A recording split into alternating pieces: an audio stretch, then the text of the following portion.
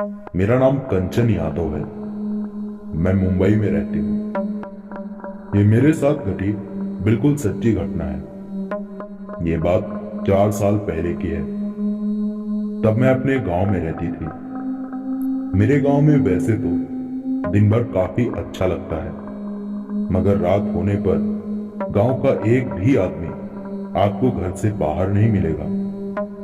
दरअसल मेरा गांव पहाड़ी क्षेत्र में है और वहां पे ऐसी मान्यता है कि रात को जो भी घर से बाहर निकलता है उस पर जिन्नात हावी हो जाते हैं। मगर मुझे इन सब बातों पर यकीन नहीं था। एक रात मैं जब सभी सो रहे थे तो घर से बाहर निकल आई।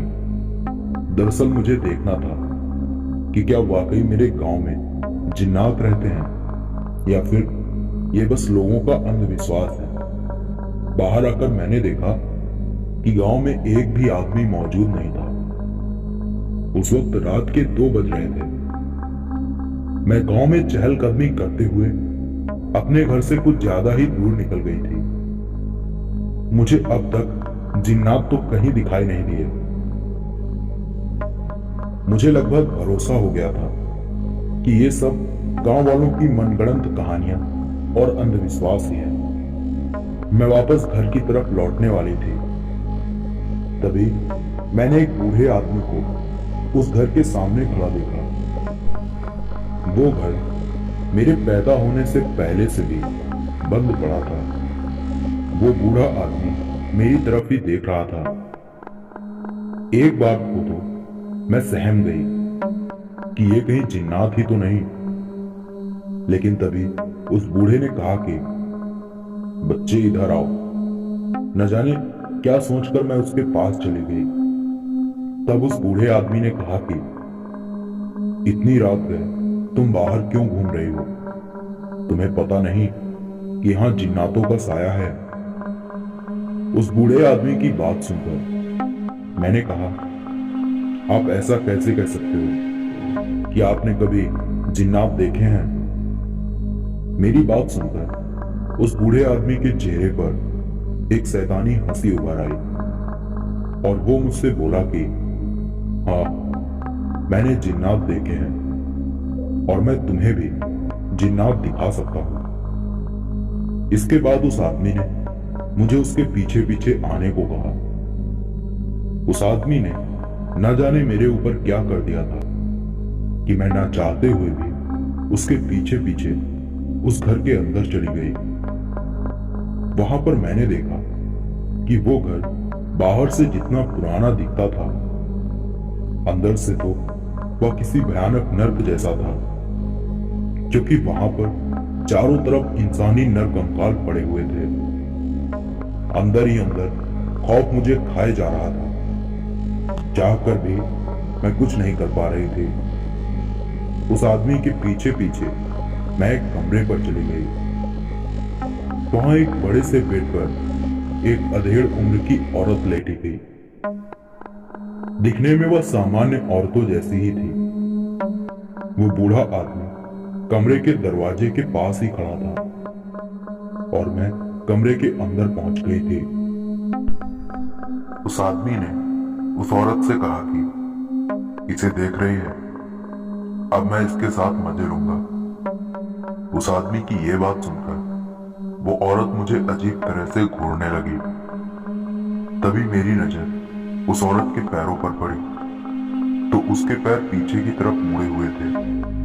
इतना देखना ही था कि मुझे मेरे घर वालों की बात याद आ गई कि रात में गांव में उल्टे पैरों वाली जिन्नात घूमती है। मैं बहुत डर गई।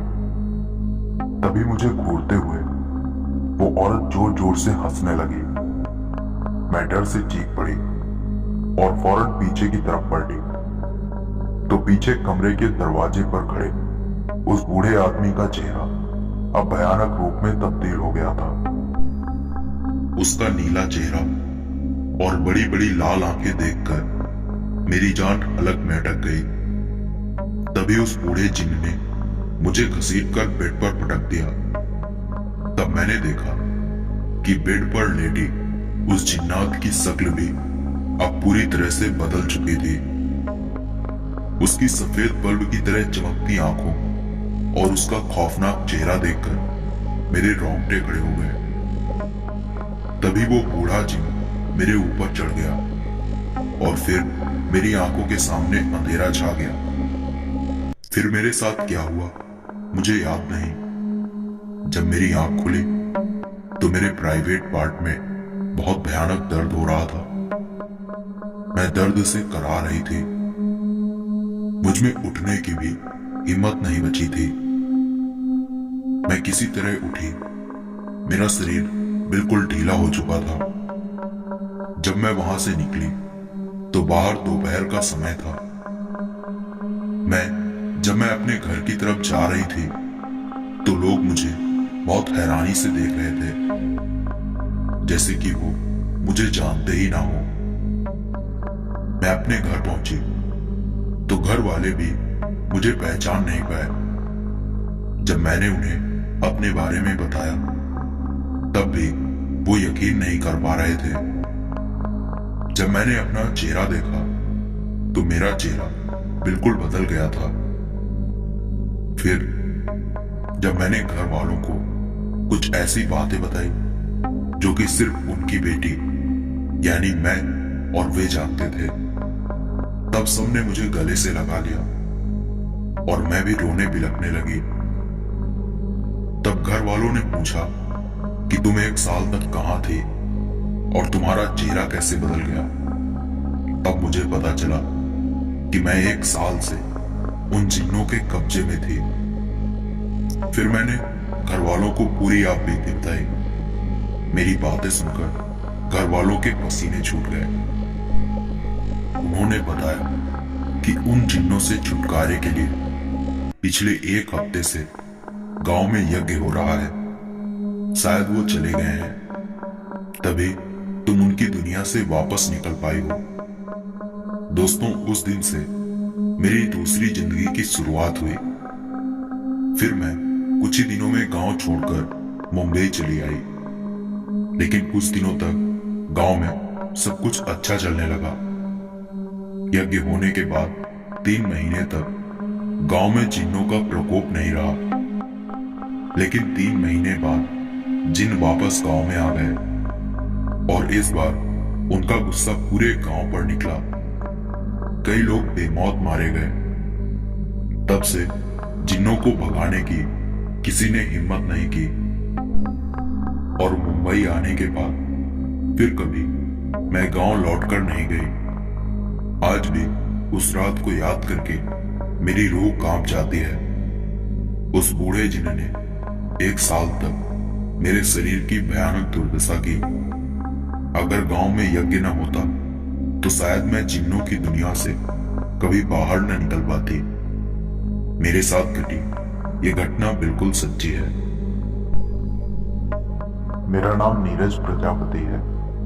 मेरे साथ घटी ये घटना बिल्कुल सच्ची है। ये बात महज कुछ साल पहले की है। मैं कॉलेज स्टूडेंट हूँ। तब मैं 12वीं कक्षा में था। स्कूल की छुट्टी करीब 3 बजे शाम को होती थी और फिर एक्स्ट्रा क्लास के चलते 5 बज जाते थे। पढ़ाई में मैं पहले से ही काफी बेहतर रहा हूँ। उन दिनों सर्दियों के दिन थे और फिर 5 बजे मैं स्कूल से निकलकर करीब 6 बजे कोचिंग पढ़ने जाता और फिर वहां से करीब 7:30 बजे घर वापस लौटता था। मेरा ये रोज का अप डाउन था, लेकिन सर्दियों में 6 बजते ही अंधेरा होने लगता है और 7:30 बजे तक अंधेरा काफी गहरा हो जाता था। खैर, उस रात मैं करीब 7:30 बजे कोचिंग से निकला और अपनी साइकिल पर तेज पैडल लगाते हुए घर की तरफ बढ़ रहा था। ठंड की वजह से मेरी उंगलियां बिल्कुल बर्फ जैसी ठंडी हो चुकी थी। उस वक्त रास्ता खाली ही था। करीब आधा सफर तय करने के बाद मैंने रास्ते के किनारे 4 लोगों को आग पर हाथ सेकते हुए देखा। मैंने भी वहीं अपनी साइकिल रोक दी और आग पर हाथ सेकने लगा। मगर तब जो अजीबोगरीब वाकया पेश आया, दरअसल आग पर हाथ सेकने के लिए आग पर कोई ताप भी नहीं थी। मैं अपना हाथ आग के बेहद करीब ले गया, मगर तब भी मेरा हाथ जल नहीं रहा था। मैं हैरान हो गया, मानो वो आग नहीं, आग की परछाई थी जिसमें कोई ताप मौजूद नहीं था। तभी मेरा पैर लड़खड़ाया और मैं एक आदमी के ऊपर गिर पड़ा, मगर मैं उस आदमी के आर पार हो गया और रास्ते पर गिर पड़ा। अब तक मुझे समझ आ गया था कि वो चारों आदमी जिंदा इंसान नहीं है और ये सब छलावा है और मेरी जान को खतरा है। लिहाजा मैं फौरन उठा और अपनी साइकिल लेकर भागने ही वाला था जब वो चारों एकाएक मेरी तरफ पलटे। तब उनके भयानक चेहरों को देखकर मेरी रूह तक कांप गई। मैं जितनी तेज बन पड़ा वहां से भागा, मगर भागती तेज रफ्तार साइकिल का भी वो रूहानी ताकतें बड़ी आसानी से पीछा कर रही थी। उनमें से दो आदमी मेरी दाईं ओर तो वहीं दूसरी तरफ दो भयानक आदमी मेरे बाईं ओर हवा में तैरते हुए आ रहे थे। मैं बहुत डर गया और चीखने चिल्लाने लगा, मगर वहां मेरी चीख पुकार सुनने वाला कोई भी नहीं था। अब तो बस जान हथेली पर लेकर मैं साइकिल की रफ्तार बढ़ाए जा रहा था, मानो उस वक्त मेरी साइकिल हवा से बातें कर रही थी। उस ठिठुरती ठंड में भी मैं पसीने से लथपथ हो गया था। मैं किसी तरह अपने घर पहुंचा और घर पर मुझे डरा सहमा और बुरी तरह से हाँफता हुआ देखकर सभी परेशान हो गए। और फिर मैंने सबको पूरी बात विस्तार से बताई। मेरी बातें सुनकर घर वाले भी सकते में आ गए। आज भी इस घटना को याद करके मैं सहम जाता हूँ। मेरे साथ घटी ये घटना बिल्कुल सच्ची है। मेरा नाम आर्यन सिंह है। ये मेरे साथ घटी बिल्कुल सच्ची घटना है। ये बात करीब 6 साल पहले की है। दरअसल उन दिनों मैं एक कपड़े की दुकान में काम करता था और रात 8 से 9 बजे तक अपनी साइकिल से घर पहुंच जाता था। लेकिन उस दिन मेरी साइकिल में कुछ दिक्कतों की वजह से मैं साइकिल मैकेनिक के पास ले गया, तो उसने बोला कि काम ज्यादा है और भी साइकिलें बनानी हैं, इसे कल ले जाना। उसकी इस बात से मुझे समस्या तो हुई, लेकिन साइकिल बनवाना भी जरूरी था। तो मैंने सोचा कोई बात नहीं, रात में कोई ना कोई लिफ्ट तो मिल ही जाएगी। यही सोचकर उस दिन मैं बिना साइकिल के ही दुकान पर चला गया। मगर चाहे इसे मेरी बदकिस्मती कह लो कि उसी रात दुकान में कुछ नया माल भी उतरना था, इसीलिए मुझे वहां देर रात तक रुकना पड़ा। और फिर सारा काम निपटा कर मैं करीब 11 बजे वहां से पैदल घर के लिए निकला। रास्ते पर लगभग सन्नाटा पसरा हुआ था। इक्का दुक्का गाड़ियां दिखाई पड़ती, पर कोई भी लिफ्ट देने को तैयार नहीं थी। खैर मैं पैदल ही रास्ते पर आगे बढ़ने लगा। कुछ दूर और चलने के बाद मैंने सड़क के किनारे एक आदमी को खड़ा देखा। मुझे लगा शायद वो टॉयलेट कर रहा है, तो मैं उससे बिना कुछ बोले चुपचाप वहां से आगे जाने लगा। तभी पीछे से उस आदमी ने कहा कि कहां जा रहा है। उसके बोलने का तरीका तो बहुत अजीब था, मगर मैंने ध्यान नहीं दिया और कहा कि मैं घर जा रहा हूं, कोई लिफ्ट नहीं मिली, इसीलिए पैदल ही जा रहा हूं। मेरी बात सुनकर वो आदमी बोला कि मेरी ऑटो पर बैठ जाओ, मैं तुम्हें छोड़ दूंगा। उसकी ये बात सुन के मैंने कहा कि कहाँ है तुम्हारी ऑटो? मुझे तो यहाँ कोई ऑटो नहीं दिख रही है। तो इस पर उस आदमी ने कहा कि सवाल मत करो, मेरे पीछे आओ। इतना कहकर वो मेरे आगे आगे चलने लगा और वाकई कुछ दूर जाते ही मुझे सड़क के किनारे एक पुराना ऑटो खड़ा दिखाई दिया। वो आदमी जाकर ऑटो में बैठ गया और उसने ऑटो स्टार्ट कर दिया। मगर ऑटो में बैठने से पहले मैंने उस आदमी से कहा कि मगर तुम मुझे घर तक छोड़ने के कितने पैसे लोगे? तो मेरी इस बात पर उस आदमी के चेहरे पर एक शैतानी हंसी छा गई और वो बोला कि मुझे जो लेना होगा ले लूंगा, फिलहाल तू ऑटो में बैठ जा, क्योंकि मौत कभी भी आ सकती है। उस आदमी की बात मुझे कुछ समझ में नहीं आई, मगर मैं बिना कुछ ज्यादा सोचे समझे ऑटो में बैठ गया। और मेरे ऑटो में बैठते ही वो आदमी तेजी से ऑटो चलाने लगा। वो आदमी ऑटो को बेहद ही तेज चला रहा था और पागलों की तरह हंसते हुए अजीब हरकतें कर रहा था। उसका ऑटो कभी रास्ते के दाईं ओर जाता तो कभी बाईं ओर। वो आदमी जोर जोर से चीख चिल्ला रहा था। ये देख के मैं काफी परेशान हो गया और मैंने कहा कि ऑटो धीरे चलाओ और इस तरह चीखो चिल्लाओ नहीं, वरना मैं ऑटो से उतर जाऊंगा। मेरी ये बात सुनते ही वो आदमी शांत हो गया और फिर उसका सर पूरा पीछे की तरफ घूम गया, यानी कि बिना मेरी तरफ पलटे ही उसका चेहरा मेरी तरफ घूम गया। ये देख के मेरे तो रोंगटे खड़े हो गए। तो वहीं वो आदमी बोला कि क्या बोला तू? मुझे सुनाई नहीं दिया। उसकी ये बात सुन के मैंने कपकपाती आवाज में कहा कि कौन हो तुम? तो मेरी इस बात पर वो आदमी भारी आवाज में बोला कि तुम्हारी मौत। और तभी उसका सर पंखे की तरह गोल गोल घूमने लगा। ये देख के मेरे पसीने छूट गए और मुझे समझते देर नहीं लगी कि वो आदमी कोई साधारण आदमी नहीं बल्कि भयानक प्रेत था। उस प्रेत का चेहरा एकाएक अपने असली रूप में आ गया। उसकी आंखें इंसानी खोपड़ी की तरह चमक रही थी और उसका चेहरा कटा फटा हुआ था। वो भयानक मंजर देखकर मेरी तो जान हलक में अटक गई और तभी उस प्रेत का सड़ा गला हाथ मेरी तरफ मौत बनकर बढ़ने लगा। लिहाजा जान हथेली पर लेकर मैं चीखता हुआ चलती ऑटो से नीचे कूद गया और नीचे गिरते ही मेरा शरीर सड़क पर दूर तक घसीटता चला गया और मैं बुरी तरह से घायल और लहूलुहान हो गया। दर्द से कराहते हुए मैं उठकर जितनी तेज भाग सकता था रास्ते पर भागने लगा, मगर तभी वो प्रेत ऑटो लेकर मेरा पीछा करने लगा। भागते भागते मेरे पैर भी जवाब देने लगे थे, मगर मैं हांफते हुए लगातार भागता रहा।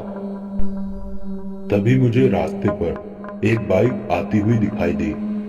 उस बाइक को देखकर मुझे जरा सी जीने की उम्मीद मिली और भागते हुए ही मैंने हाथ जोड़ लिए और उस बाइक के सामने खड़ा हो गया। तब उस बाइक वाले ने बाइक रोकी और मुझे लहूलुहान और बुरी तरह से डरा सहमा देखकर वो बाइक वाला भी हैरान हो गया और इससे पहले कि वो मुझसे कुछ पूछता मैं उसकी बाइक में बैठ गया और मैंने उससे कहा कि जल्दी चलो वरना हम दोनों मारे जाएंगे। मेरी ये बात सुनकर वो बाइक वाला बिना कोई सवाल जवाब किए वहां से निकल पड़ा। उस बाइक वाले के आते ही वो ऑटो वाला प्रेत ऑटो समेत पल भर में ही गायब हो गया। रास्ते में मैंने उस बाइक वाले को सारी बात बताई। तब मेरी बातें सुनकर वो बाइक वाला भी सत्ते में आ गया। खैर फिर उस नेक दिल आदमी ने मुझे हॉस्पिटल ले जाकर मेरे घावों पर पट्टी कराई और फिर उसने मुझे मेरे घर पर छोड़ा। फिर मैंने उसे मेरी जान बचाने के लिए धन्यवाद कहा और फिर उस रात वो बाइक वाला मेरे घर पर ही रुका। जब मैंने घर वालों को मेरी आपबीती बताई तो मेरे घर वालों के भी रोंगटे खड़े हो गए। दोस्तों, इस घटना के बाद फिर कभी मैंने देर रात पैदल सफर नहीं किया और खुशकिस्मती से फिर कभी मेरा किसी प्रेत आत्मा से सामना नहीं हुआ। उस रात भगवान की कृपा ही थी जो मेरी जान बच गई, वरना वो प्रेत मुझे बहुत ही दर्दनाक मौत देता। आज भी उस वाक्य को याद करके मैं सहम जाता हूँ। मेरे साथ घटी ये घटना बिल्कुल सच्ची है। मेरा नाम सत्येंद्र दुबे है। ये मेरे साथ घटी बिल्कुल सच्ची घटना है। ये बात करीब 6 साल पहले की है। तब मैं पेशे से एक प्राइवेट बस ड्राइवर था। ये घटना दरअसल तब की है जब एक रात मैं बस लेकर अपने गांव जा रहा था। मेरे अलावा बस में और कोई भी मौजूद नहीं था। रात का वक्त हो रहा था। मेरे ख्याल से उस वक्त रात के 11:30 बज रहे थे। खैर, बस चलाते हुए मुझे नींद तो आ रही थी, लेकिन नींद से छुटकारा पाने के लिए मैंने बस में म्यूजिक चला दिया और गाने सुनते हुए आगे की तरफ बढ़ने लगा। अब तक मैं शहरी इलाके से दूर निकल आया था, इसीलिए रास्ते पर हर तरफ बस सन्नाटा ही पसरा हुआ था। खैर, मैं गाने सुनता हुआ आगे बढ़ ही रहा था कि तभी अचानक ना जाने कैसे मेरी बस का म्यूजिक सिस्टम खराब हो गया। और इससे पहले कि मैं कुछ समझ पाता, तभी मुझे पीछे से किसी के हंसने और गुर्राने की आवाजें सुनाई देने लगी। मैंने तभी पीछे की तरफ देखा तो मेरी बस सवारियों से भरी हुई थी, लेकिन वो सभी सवारियां साधारण नहीं थी। उन सभी के चेहरे बेहद ही भयानक रूप में थे और उनमें से सर फाड़ देने वाली गंध आ रही थी और उन सबकी आंखें सफेद बल्ब की तरह चमक रही थी। ये देखकर मुझे समझते देर नहीं लगी कि वो सब कोई इंसान नहीं बल्कि खौफनाक आत्माएं थी, जो कि अब मैं भूत प्रेतों से भरी बस का ड्राइवर था। मेरी तो जान हलक में अटक चुकी थी। मेरा पूरा शरीर कांप रहा था। तभी पीछे से एक भूत भारी आवाज में बोला कि चुपचाप बस चला, क्योंकि तेरी मौत भी वैसे ही होगी जैसे कई साल पहले उस बस हादसे में हम सब मारे गए थे। उस भूत की बातें सुनकर अब तो मुझे यकीन हो गया था कि मैं पूरी तरह से इन भूत प्रेतों की चपेट में आ गया हूं और मेरी जान को खतरा है। मगर अब तो मेरी हालत धोबी के कुत्ते जैसी हो गई थी, जो कि ना तो घर का और ना ही घाट का, क्योंकि अगर मैंने जरा सी बचने की कोशिश की तो भूत प्रेत मुझे कच्चा चबाने में पल भर की देरी भी नहीं करेंगे। और अगर मैं चुपचाप बस चलाता गया तो जाहिर था कि आगे आने वाली खाई में कई सालों पहले हुए बस हादसे में मारे गए लोगों की आत्माएं आज वही घटना दोहराने वाली थी। यानी कि हर तरफ से मौत मेरे सर पर मंडराने लगी। अब तो मुझे बस जान की अमान चाहिए थी। रोते गिड़गिड़ाते हुए मैं ना चाहते हुए भी बस चलाने को मजबूर था। तो वही मैं मन ही मन भगवान को याद करने लगा और तभी कुछ दूर जाते ही मुझे बजरंगबली बाबा का मंदिर दिखाई दिया। और अब बस प्रभु संकट मोचन हनुमान जी ही मेरी जान बचा सकते थे। लिहाजा मैंने बस मंदिर की तरफ मोड़ दी और मेरे ऐसा करते ही वो भूत प्रेत और चुड़ैले भयानक आवाजें निकालते हुए मेरी तरफ बढ़ने लगे। लेकिन इससे पहले कि वो मुझे अपनी चपेट में लेते, मैं बस से बाहर कूद गया और नीचे गिरते ही मैं कुछ दूर सड़क पर घिसकता रहा। और तभी मेरा सर एक पत्थर से लगा और मैं दर्द से करा उठा तो वहीं मेरे सर से बेतहाशा खून बहने लगा। लेकिन इस बेकदर दर्द को नजरअंदाज करके मैं जान हथेली पर लेकर उठा और भागते हुए सीधा बजरंगबली बाबा के मंदिर के अंदर दाखिल हुआ और प्रभु हनुमान जी की मूर्ति के आगे रोने गिड़गिड़ाने लगा और हनुमान जी से मेरी जान की भीख मांगने लगा। तभी मुझे रोता गिड़गिड़ाता हुआ देखकर मंदिर की पुजारन मेरे पास आई और मेरे सर से खून बहता हुआ देखकर वो जल्दी से एक कपड़ा लाई और उसी कपड़े से उन्होंने मेरे सर पर पट्टी करी और फिर उन्होंने मुझसे कहा कि क्या बात है, मुझे बताओ। तब मैंने उन्हें मेरे साथ घटी सारी आप बीती बताई। तब मेरी बातें सुनकर मंदिर की पुजारन भी हैरान हो गए, लेकिन उन्होंने कहा कि बेटा तू बहुत किस्मत वाला है, तभी तेरे रास्ते में प्रभु हनुमान जी का मंदिर आ गया और इन्हीं की कृपा से तेरी जान बच पाई है, वरना भूत प्रेतों और चुड़ैलों से भरी बस से भी जिंदा बचकर लौट पाना लगभग नामुमकिन होता है। लेकिन अब तुम्हें घबराने की कोई जरूरत नहीं है, क्योंकि तुम स्वयं संकट मोचन हनुमान जी के मंदिर में मौजूद हो, जिसका नाम सुनकर ही भूत प्रेत दूर हो जाते हैं। मंदिर की पुजारन की बातें सुनकर मुझमें थोड़ी हिम्मत आई और फिर मैंने बजरंगबली बाबा को मेरी जान बचाने के लिए धन्यवाद कहा और हनुमान जी की आरती व चालीसा का पाठ भी किया। और फिर वो पूरी रात मैं मंदिर के अंदर ही मौजूद रहा। सुबह मंदिर की पुजारन ने मेरी बस पर हनुमान जी का सिंदूर लगाया और फिर मैं वहां से बस लेकर अपने गांव सही सलामत पहुंचा। और गांव पहुंचकर जब मैंने अपने साथ घटी सारी घटना की जानकारी अपने घर वालों को दी, तो मेरी बातें सुनकर घर वाले भी सत्ते में आ गए और मेरे घर वालों ने हनुमान जी का धन्यवाद किया। दोस्तों, इस घटना के बाद से मेरा विश्वास हनुमान जी पर और बढ़ गया है और मैं हर दिन हनुमान जी की पूजा व आरती करता हूँ। और सच में उस रात हनुमान जी की कृपा ही थी मुझ पर, जो मेरी जान बच गई, वरना उन भूत प्रेतों और खौफनाक चुड़ैलों की चपेट में मेरी मौत बड़ी ही दर्दनाक तरीके से होती। दोस्तों, भले ही आज इस घटना को हुए 6 साल बीत चुके हैं, लेकिन आज भी मेरे साथ घटे उस वाक्य को याद करके मेरी रूह कांप उठती है।